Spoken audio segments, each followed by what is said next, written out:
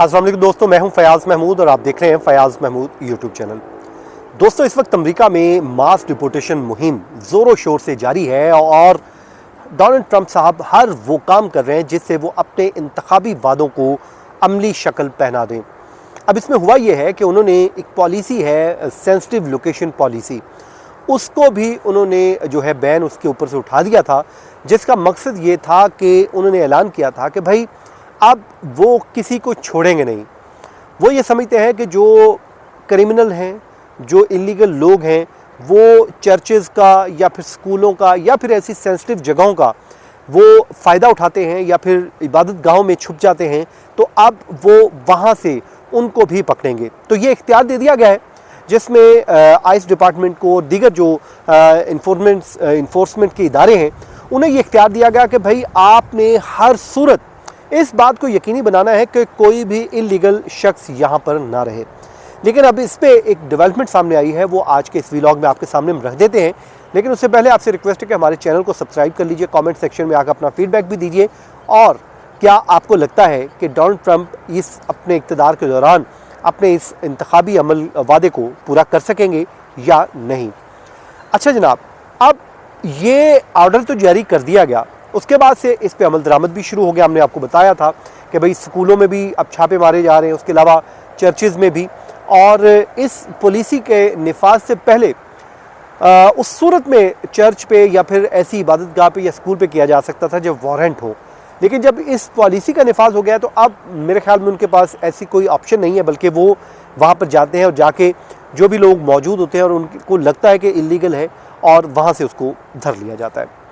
अब ये मामला जो है कोर्ट में आ गया है, दीगर मामलात की तरह पे 27 जो रिलीजियस ग्रुप हैं उनकी जानिब से कोर्ट में एक सूट फाइल कर दिया गया है, केस फाइल कर दिया गया है, जिसमें इस मुद्दे को रखा गया है कि भाई इबादत गाहें वो मुक़द्दस जगहें होती हैं, वो एहतराम की जगह होती हैं, लेकिन इस पॉलिसी के निफाज से उसका एहतराम जो है उसको रोंद कर रख दिया गया है। अब माजी में आपको याद है, पिछले कुछ दिनों से, जब से 20 जनवरी से लेकर ऑनवर्ड आज दिन तक उन्होंने बहुत से एग्जीक्यूटिव ऑर्डर जारी किए हैं, जिसमें एक बर्थ राइट सिटीजनशिप का, उस पर तो खैर एक अदालत ने नहीं, मैं उस दिन पढ़ रहा था, 3 से 4 मुख्तलिफ जो कोर्ट्स हैं वो जो है उस पर ऊपर स्टे दे चुकी हैं। वो स्टे उन्होंने बड़ा सिंपल सा दिया है। स्टे उनका ये है कि जब 14th अमेंडमेंट मौजूद है और ये लॉ मौजूद है और फिर सुप्रीम कोर्ट का 1898 का फैसला मौजूद है कि जो भी बच्चा अमरीकी सरजमीन पर पैदा होता है, बर्थ जो है राइट है उसका, वो सिटीजनशिप उसका बर्थ राइट है, उसको मिलेगा। तो जब एक सेटल लॉ है, अमेंडमेंट के ज़रिए है, तो फिर इसको एक एग्जीक्यूटिव ऑर्डर के ज़रिए नहीं किया जा सकता। बल्कि इस पर जो पहला स्टे ऑर्डर हुआ उस पर जज ने बड़ा जो है सख्त किस्म के रिमार्क्स भी दिए। उन्होंने कहा कि अपने करियर में, को 30-40 साल के करियर में उन्होंने ऐसा कोई जो है अनोखा एग्जीक्यूटिव ऑर्डर नहीं देखा कि जिसमें एक वाज़ेह कानून होने के बावजूद एक एग्जीक्यूटिव ऑर्डर जारी कर दिया जाए। अब उसको जो उन्होंने उसके बाद फिर जो फंडिंग रोकी USAID की, उस पर भी उनको एक स्टे मिल गया।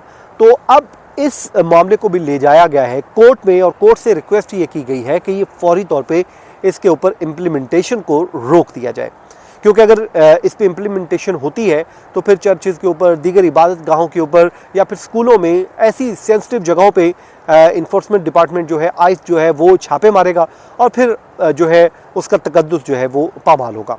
तो अब देखना ये होगा कि कोर्ट इस पर क्या करती है। लेकिन डोनाल्ड ट्रंप के पास इस हर चीज़ का एक हल भी मौजूद है। वो ये समझते हैं कि वो जो भी कुछ कर रहे हैं वो अपने उस मंशूर को लेके आगे बढ़ रहे हैं जो उन्होंने अपने इंतखाब के दौरान, जो इंतखाबी मुहिम के दौरान लोगों को दिया था और लोगों को कहा था कि भाई मैं इस पे अमल दरामद को यकीनी बनाऊंगा और लोगों को अपने मुल्क से निकालूंगा। जब इस पॉलिसी का नफाज किया गया और इसके ऊपर से बैन उठाया गया तो उस पर उन्होंने कहा था कि अब इस मुल्क में किसी भी के लिए ऐसी कोई जगह नहीं है जहाँ पर वो छुप जाए और हमारे मुल्क को जो है वो ख़राब करे या इलीगली आए।